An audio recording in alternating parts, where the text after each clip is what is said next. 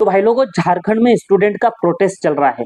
JPSC की परीक्षा में अनियमितताओं को और पेपर लीक को लेकर वहां के स्टूडेंट ये प्रोटेस्ट कर रहे हैं और मैं इस प्रोटेस्ट का 100% समर्थक हूँ, क्योंकि वहां के स्टूडेंट ने जो बातें कही वो मुझे बड़ी अच्छी लगी। उन्होंने साफ कहा कि हम देश के विरोध में कोई बात नहीं करेंगे और नहीं कोई ऐसी भाषा का यूज करेंगे जो एक स्टूडेंट को करना चाहिए। और इस बात से मैं बड़ा प्रभावित हूँ कि कमाल है यार, इस तरीके के स्टूडेंट देश में है तो उन्हें पूरा समर्थन मिलना चाहिए। तो टीडीपीएल कंपनी को इस बात का कॉन्ट्रैक्ट मिला था और ये एग्जाम कंडक्ट करानी थी। इसी कंपनी का मार्केटिंग मैनेजर अभय कुमार तिवारी, जिसको इस पूरे मामले का मास्टरमाइंड बोलकर पकड़ा गया है।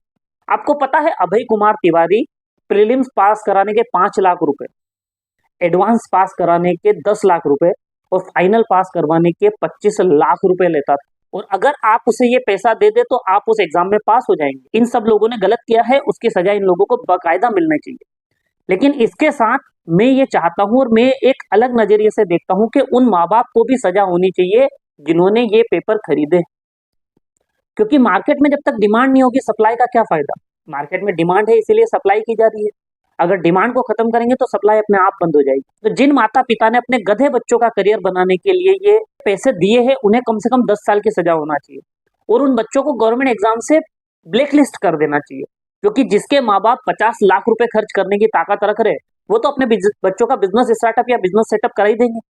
तो उन गधों की बजाय उन गरीब बच्चों को मौका मिलना चाहिए ना, जो नौकरी लगने से जिनके परिवार की आर्थिक स्थिति ठीक हो जाएगी। जो पेपर खरीदने की ताकत रख रहा है, उसको जरूरत ही क्या है एग्जाम देने की, उसको जरूरत ही क्या है कोई गवर्नमेंट नौकरी करने की। वो बिजनेस सेटअप कर सकते हैं। तो मैं गवर्नमेंट से ये भी आग्रह करूंगा कि उन माँ बाप को कम से कम 10 साल की सजा और उन बच्चों को गवर्नमेंट एग्जाम से ब्लैकलिस्ट करा जाए, क्योंकि ये जरूरी है। तभी इस तरीके की चीजें बंद होगी और फिर कल अमीर लोग अपने बच्चों का करियर सेट करने के लिए करोड़ों रुपए की पेशकश करेंगे और अभय कुमार तिवारी जैसे लोग उन लोगों तक पेपर पहुंचा देंगे। तो ये तो कभी मामला खत्म ही नहीं होगा।